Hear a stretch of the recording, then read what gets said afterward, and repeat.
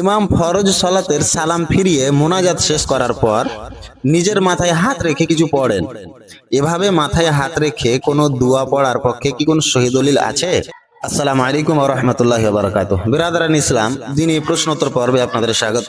এবার আমরা যে প্রশ্নটির উত্তর জানার চেষ্টা করব সেটি হচ্ছে, অনেক মসজিদে দেখা যায় ইমাম ফরজ সালাতের সালাম ফিরিয়ে মোনাজাত শেষ করার পর নিজের মাথায় হাত রেখে কিছু পড়েন।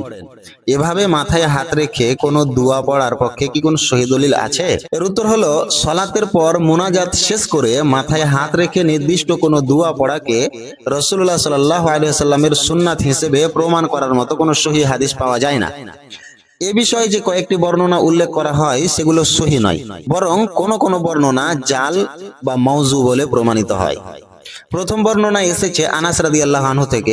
বর্ণনাটি হলো, বিসমিল্লাহিল্লাযী লা ইলাহা গায়রুহু আর রহমানির রহিম আল্লাহুম্মা আযহিব আন্নিল হাম্মা ওয়াল হুজনা। বর্ণনাটি তাবরানী আল আওসাত গ্রন্থে উল্লেখিত হয়েছে, কিন্তু এর সনদে কাসির ইবনে সুলাইমান নামের একজন দুর্বল ও অগ্রহণযোগ্য রাবী রয়েছে। ইমাম বুখারী ও আবু হাতিম রাহিমাহুমাল্লাহ তাকে মুনকারুল হাদিস বলেছেন। অতএব এই বর্ণনা দ্বারা আমল করা যায় না। আরেকটি বর্ণনায় বলা হয়েছে, আন্না রাসূলুল্লাহ সাল্লাল্লাহু আলাইহি ওয়াসাল্লাম কানা ইদান শারাফা মিন সালাতিহি মাসাহা বিয়াদিহিল ইয়ুমনা আলা রাসিহি ওয়া দাআ। এই বর্ণনাটিও সহিহ নয়। এর সনদে সালাম আল মাদাইনি নামের রাবী রয়েছে, যাকে মুহাদ্দিসগণ অত্যন্ত দুর্বল ও মিথ্যাবাদী হিসেবে উল্লেখ করেছেন। তাহলে করণীয় কি?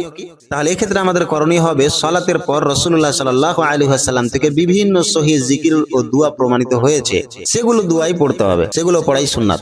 কিন্তু সালাতের পর মুনাজাত করে মাথায় হাত রেখে নির্দিষ্ট কোনো দোয়া পড়াকে সুন্নাত মনে করা সঠিক নয়।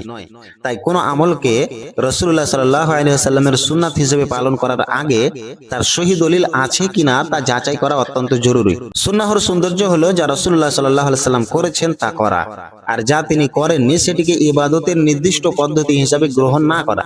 আল্লাহ পাক আমাদেরকে সহিহ সুন্নাহ অনুযায়ী আমল করার এবং দুর্বল ও জাল হাদিস বর্ণনা থেকে বেঁচে থাকার তৌফিক দান করুন। আমিন।